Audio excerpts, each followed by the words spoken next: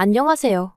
결혼한 지 반년 만에 시댁 살림살이 죄다 휩쓸어서 집 나온 30대 여성입니다.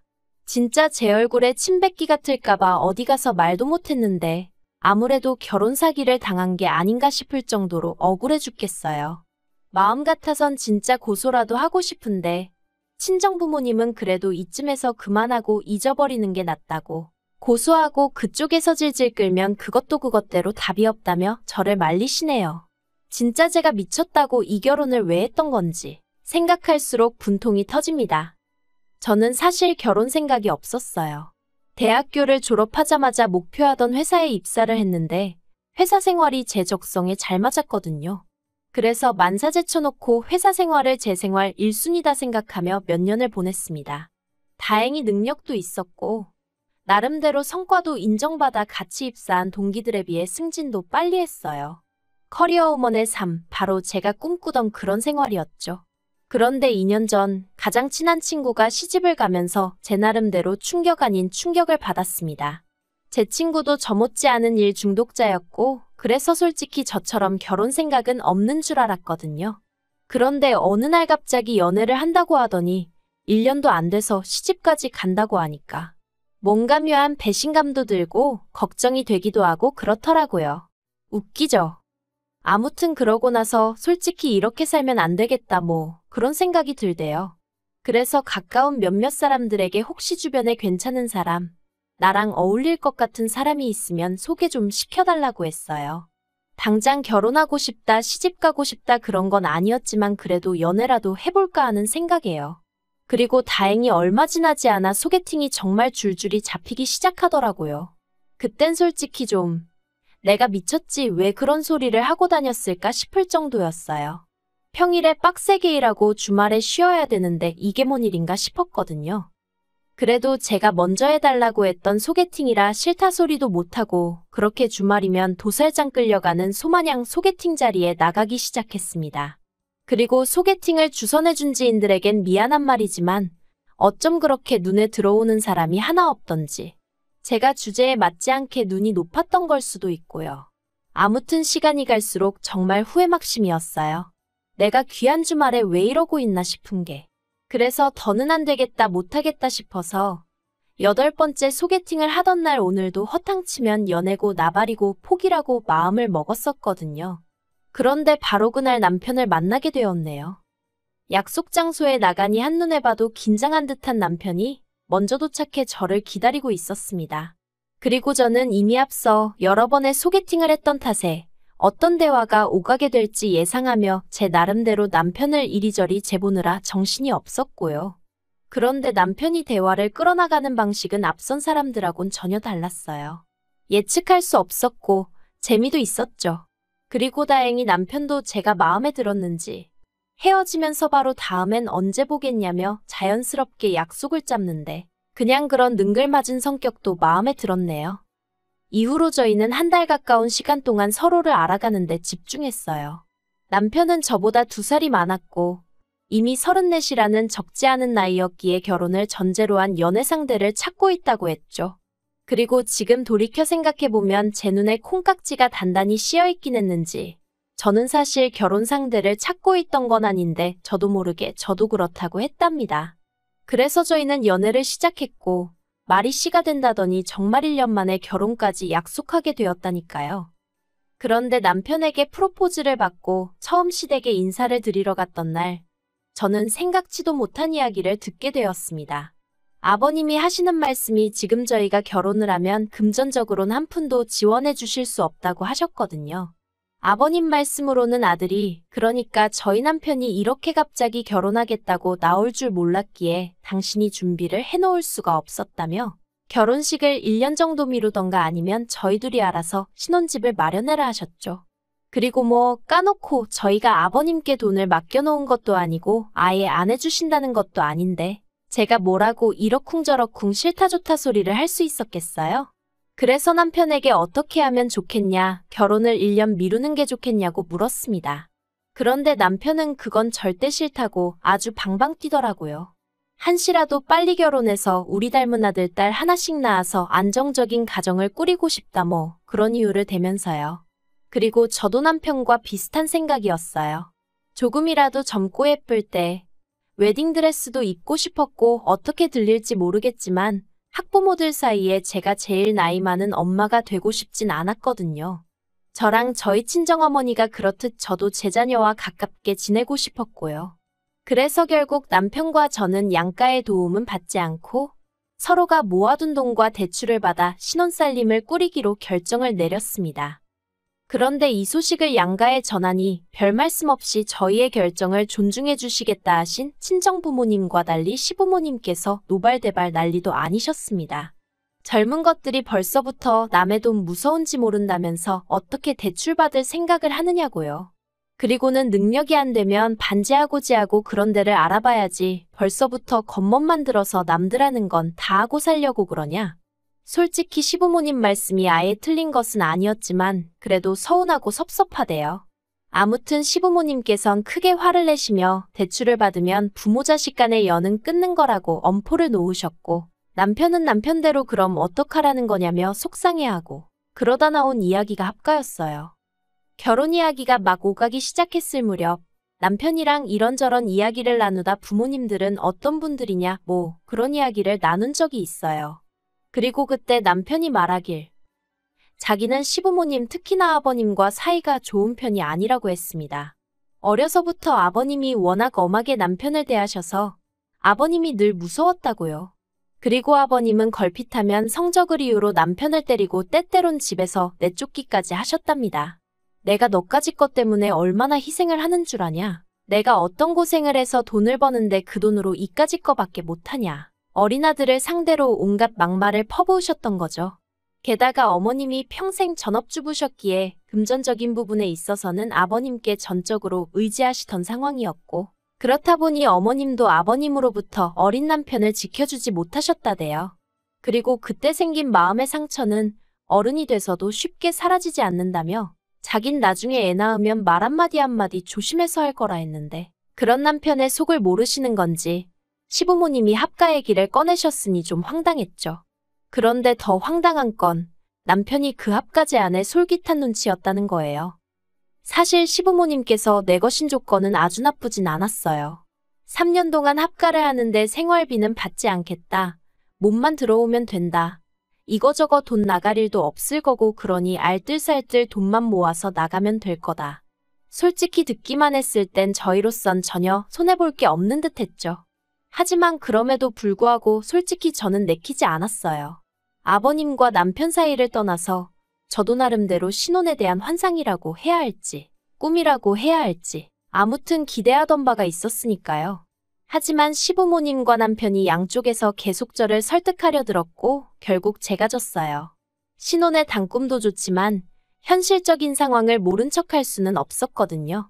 그리고 친정에서도 시댁에서 나름대로 배려를 해주시는 거니 무조건 싫다고만 할 게 아니라고 하셔서 그래서 그래 눈 딱 감고 3년 동안 돈 모아서 나오자는 생각으로 알겠다 했네요. 그래서 저희는 올해 늦은 봄 결혼식을 올렸고 그렇게 부부의 연을 맺었습니다. 시댁에 들어가 살기로 한 이상 남편이 쓰던 가구 중 몇 개만 새 걸로 바꾸고 나머지는 할 게 없었거든요. 그래서 결혼 준비 자체는 그렇게 어렵지도 까다롭지도 않았어요. 그리고 처음 3-4달 동안은 시부모님도 정신적으로 무척이나 잘해주셔서 이 정도면 살만하겠다는 확신이 들었죠. 그런데 그런 와중에 시부모님께서 생각지 못한 말씀을 꺼내셨습니다. 세 사람 그러니까 제가 들어오기 전에는 불편한 것도 몰랐고 뭐 집이 좀 누추하단 생각도 안 들었는데 막상 제가 들어오니까 저보기가 부끄러울 정도로 가전도 낡았고 이래저래 신경이 쓰이신다는 말씀이셨죠. 그래서 냉장고며 TV며 기존에 쓰시던 가전제품들을 새로 바꿨으면 좋겠다. 그리고 심지어 제 수고를 덜어주시겠다며 세탁기도 바꾸고 건조기도 하나 들여놓으면 좋겠다. 그런데 몇 날 며칠을 했으면 좋겠다고만 말씀하시지 도통 행동에 옮기질 않으셔서 왜 그러시나 했더니 제 이야기를 들으신 친정어머니가 하시는 말씀이 저더러 맹추라며 말 뜻을 모르겠냐. 너더러 바꾸라는 거다. 그러시는 거예요. 순간망치로 머리를 한 대 맞은 듯 얼떨떨하더라니까요. 그리고 얼마 지나지 않아 어쨌든 그 당시까진 시부모님이 저에게 무척이나 잘해주셨고 친정어머니도 그 사실을 알고 계셨기 때문인지 친정어머니께선 2천만 원을 줄 테니 그 돈으로 가전제품을 바꾸라셨습니다. 사실관리비나 이런저런 공과금을 제외하고 저희가 지출하는 돈이라곤 가끔씩 장 보러 가면 그때 5에서 10만 원 정도 쓰는 게 전부였다 보니 해드릴까 싶은 마음이 들긴 하더라고요. 그리고 저도 어차피 같이 쓸 거고 그 정도 하면 나름대로 시댁에서 제 체면이 설 것 같기도 했죠. 그래서 친정어머니께 받은 돈으로 시부모님이 원하시는 냉장고, TV, 세탁기, 건조기 등등을 장만했네요. 그런데 위에 나열한 제품들이 집에 배달되고 한 달도 되지 않아 아버님이 저희더러 나가라셨습니다. 저희가 싸가지가 없어서 같이 못 살겠다면서요. 그리고 그 싸가지 없다는 말의 이유가 저희가 둘 다 회사 일로 바빠 결혼식 직후 바로 신혼여행을 떠나지는 못했었거든요. 그러다 이제 좀 상황이 정리가 되어서 뉴욕여행을 계획했는데 시부모님 특히나 아버님께서 계속 딴지를 거셨습니다. 그런데 가서 뭘 먹으려고 그러냐, 거기 치안이 어떻냐, 볼 때마다 이건 뭐 가지 말라는 건지 싫은 소리를 해대시니 결국 듣다 못한 남편이 아버님더러 저희가 알아서 하겠다고 한마디 했거든요. 그랬더니 아버님께서 말이라도 지부모한테 같이 가자 소리를 안 했다고, 그래서 저희가 싸가지가 없는 거라고요. 분명히 신혼여행이라고 말씀까지 드렸는데 그걸 저희가 시부모님한테 같이 가자고 했어야 하는 거라는 게 말이 안 된다 싶었죠. 그런데 이 일로 저희 아버님께서는 0까지 끊자 소리를 하시면서 저희더러 마음에 안 든다고 나가라셨습니다. 하루빨리 짐 싸들고 당신 눈앞에서 꺼지라고요. 처음에는 그래도 아버님을 이해해 보려고 했어요. 그래서 제가 원래 그렇게 곰살맞은 성격이 아님에도 불구하고 아버님께 화푸시라며 애교도 부려보고 그랬거든요. 그런데 아버님이 저를 무슨 투명인간 보듯이 하시고 요즘 말로 정말 개무시를 하고 지나가시는 일이 반복되니까 저라고 기분이 좋을 리가 없었죠. 그래서 제가 어머님께도 도움을 요청했습니다. 어머님이 아버님과 저희 사이에서 중재를 좀 해주시면 안 되겠냐고요. 그런데 어머님은 정말 말 그대로 나 몰라라 하시면서 너희가 잘못한 거니 너희가 알아서 해라, 나도 중간에서 불편해 미치겠다는 말씀만 하시더라고요. 그리고 저도 사람인데 계속해서 싫은 소리 듣고 거절당하고 그러니까 소위 빈정이 상하더라고요. 정말 마음이 너무 상해서 내가 왜 이래야 하지 싶었어요. 막말로 내가 잘못한 것도 없는데 왜 아버님 비위를 맞춰드리느라 안 받아도 되는 스트레스를 받아야 하나 싶은 게, 그래서 남편한테 그냥 나가자고 했더니 남편이 제 눈치를 살살 보면서 조금만 기다려보래요. 자기가 아버님한테 싹싹 빌어서라도 여기서 지낼 수 있게 해보겠다고요. 그런데 저는 그렇게까지 아버님 어머님하고 같이 살고 싶진 않았거든요. 이렇게 표현하자니 그렇지만 그거 돈 몇 푼 모으자고 매번 별것도 아닌 일로 역성 내시고 영 끊자 소리 하시는 분들한테 머리 조아려가며 비위 맞춰가며 그렇게 살고 싶지 않았어요. 그래서 남편한테 그럴 필요 없다. 나는 마음 정했다. 아버님 말씀대로 나가 살겠다 했습니다. 그랬더니 남편이 저더러 가족끼리 같이 살다 보면 큰 소리도 좀 날 수도 있고 그런 거지. 저도 며느리가 돼서는 대번에 나가겠다 하는 게 말이 되냐면서 자기는 평생 이거보다 더한 소리도 듣고 살았는데 저는 겨우 한 번이고 처음이지 않냐고, 근데 그걸 못 견디냐는 거예요. 많이 황당했어요. 막말로 자기야 아버님 자식이니까 피할래야 피할 수가 없어서 그렇게 당하고 살았는진 몰라도 저는 제가 왜요? 제가 왜 그런 수모를 겪으며 살아야 하냐는 거죠. 그래서 남편더러 평생 당하고 산 당신이나 앞으로도 계속 참으면서 살던지 하라고. 나는 그렇게는 못 산다 했습니다. 그리고 당신이 못 나가겠다면 나라도 나가겠다니까 그게 말이 되냐면서 어떻게 부부가 떨어져 지내냐는데. 어이없는 남편이 반응에 대화를 할수록 첩첩산중이라는 게 이런 거구나 싶더라니까요. 그래서 결국 저는 지난 추석 연휴에 시댁에서 나와 친정으로 향했어요. 이 일로 당연히 시댁은 또 한바탕 난리가 났고요. 어떻게 가시집온 며느리가 명절에 가출을 하냐는 거였죠. 그래서 저도 어차피 제가 거기 있어봤자 아버님은 저를 못 본 척 투명인간 취급하시지 않냐. 그런데 제가 왜 거기 있어야 하냐고 받아쳤습니다. 인사는 받기 싫으시면서 저랑 말 한마디도 섞기 싫으시다면서 제가 부친 전은 드시고 싶으셨냐고요. 그랬더니 여차하면 봐줄까 했는데 도저히 안 되겠다며 가만 안 두겠단 말씀을 하시대요. 어이가 없어서 막말로 제가 아버님 자식도 아니고 가만 안 두면 뭐 어쩌시겠단 건지. 그래서 저도 더는 안 되겠다 싶어서 엊그제 친정아버지랑 같이 이삿짐차 불러서 시댁에 갔어요. 다행히 현관 비밀번호라던가 그런 건 그대로였고 어머님 아버님도 안 계시길래 저희 친정어머니가 사주신 가전제품들하고 제 물건 싹 다 챙겨서 나왔네요. 그리고 남편한테 내 건 내가 알아서 챙겨가니까 앞으로 잘 먹고 잘 살라고 문자 하나 보내놨죠. 그랬더니 얼마 안 있다부터 핸드폰에 불이 나도록 남편과 시부모님이 번갈아가며 전화를 해대기 시작했습니다. 그리고 남편한테만 20번 넘게 전화가 걸려오고 나서야 뭐라 짓거리는지 드러나 볼까 하는 마음으로 전화를 받아봤어요. 그랬더니 남편이 이게 다 무슨 상황이냐면서 아무리 그래도 그렇지 그걸 다 가져가면 어떡하냐고 그럼 당장 자기 부모님은 어떻게 생활을 하시라는 거냐며 자기가 상황을 해결하겠다 하지 않았냐 그걸 못 믿고 이렇게 일을 키우냐 하는데 해결은 무슨 아버님이 이제나 저제나 눈길 한번 주시려나 하고 몸살이며 얹혀 사는 게 해결이냐고 쏘아붙였어요. 그리고는 나는 당신처럼 아버님의 밑도 끝도 없는 막말 못 들어드린다고 그런 분인 줄 알았으면 합가는 애시당초 하지도 않았다고 소리를 질렀죠. 그런데 남편 뒤쪽으로 아버님 목소리가 들려왔습니다.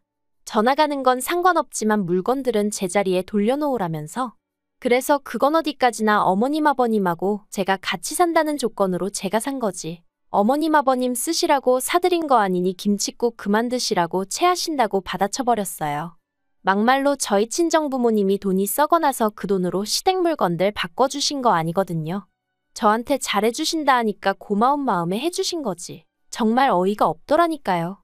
그리고 오늘 지금 이 순간에도 남편에게선 계속해서 연락이 오고 있어요. 이제라도 정신 차리고 빨리 들어오라며 아버님도 많이 후회하시는 눈치라면서요. 하지만 전 그 말 안 믿어요.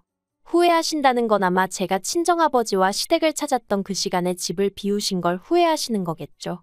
지금도 저희 시부모님은 보나마나 당신들 물건을 제가 훔쳐갔다고 생각하고 계실 거예요. 전화로도 신고하신다고 하셨거든요. 그런데 제가 제 돈 주고 샀고 영수증도 제 손에 있는데 그게 왜 도난이라는 건지 뭐 경찰한테 전화 한 통 걸려오지도 않네요. 저도 이래저래 벼르고 있어서 경찰한테 전화 한번 오면 좋겠는데 말이에요. 아무튼 결혼한 지 반년 만에 참으로 남사스럽게 이게 무슨 일인가 싶어요. 이혼이야 뭐 그놈의 청약 덕분에 혼인신고를 안 해서 그냥 일이 돌아서니 남남이 되어버려 다행이다 싶기도 하고 진짜 퍼붓고 싶은 말이 산더미인데 경황이 없어서 다 못하고 나온 게 한스러울 뿐입니다. 똥이 무서워서 피하는 게 아니라 더러워서 피한다는 말 정말 딱 제 기분이라니까요.